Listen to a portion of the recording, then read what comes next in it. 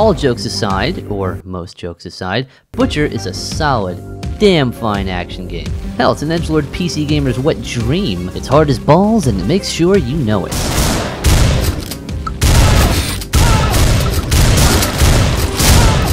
I think there's some merit to that attitude in games nowadays, but this can easily be dismissed as a gimmick for an otherwise flash-in-the-pan side-scroller. However, I'd argue that developer Transhuman Design walked the walk for crafting this mechanically tight and intense shooter.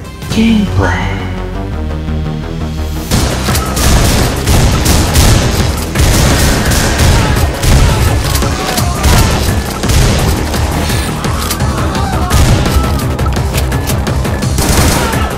I've heard a lot of people refer to Butcher as a side-scrolling Doom.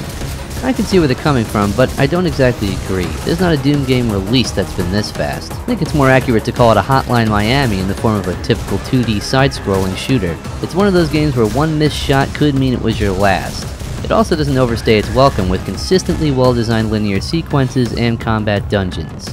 Yes, it of course got me frustrated at times, but never in the way that made me want to quit.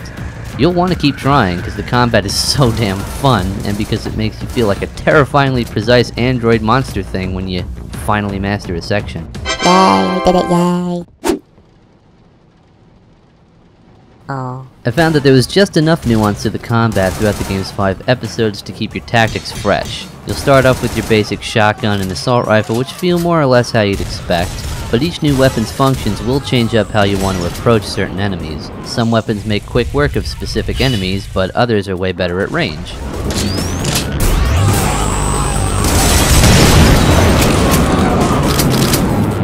While it may not sound like rocket science, it's amazing to me how many AAA shooters tend to ignore this dynamic. After all, you may as well just have one weapon if you're only changing them out because the others ran out of ammo. Now, in case you couldn't tell, and bear with me here, Butcher is going for a decidedly retro look and feel, and that's further exemplified by the game's story. You control a malevolent alien machine with one mission: destroy all human life on Earth. Good enough for you? Why, yes. Yes, of course it is. Now onto the art. As good as the presentation generally is, Butcher's visuals are its most reasonably contentious element in my opinion. While the art for the environments and effects are really well done, the dinner plate-sized pixel look I could do with or without. I don't think the game really needed to be this aggressive in that style, and I can understand why some may find it hard to get used to. Let's face it, in a game this fast-paced and demanding of pinpoint accuracy, you really need clear visuals. I'd be lying if I didn't admit it took me a while to get used to separating the enemy sprites from the dark backgrounds. The sound design, however, is really great. You get really nice mushy gut sounds for exploding enemies, and the huge bass registers on the gunfire really add to the meatiness of the action.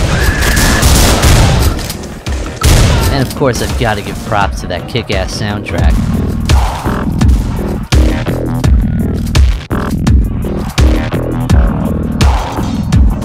It's all really catchy, dark synth stuff, but I just wish there was more of it. Depending on your skill level, you're going to be replaying these levels a lot, and variety is the spice of death, after all.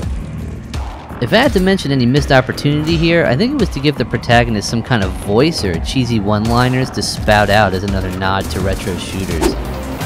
That's going in my trophy room. Quit hanging around. Pancakes. Quiet, I can't hear myself killing. I like my humans like my toast. Move over, Predator. It may have been a little distracting considering the frenetic pace of the firefights, but having the option to turn it off and on would have been a nice touch. Those little nitpicks aside, Butcher is an excellent shooter. On PC. It simple says it best, super smooth side-scrolling action, and sometimes you need that in your life. Crank it up as hard as you can stand it and let it kick your balls up to your kidneys, because when you finally give it that swift kick back, oh, it channels the kind of satisfaction only the best action games can offer.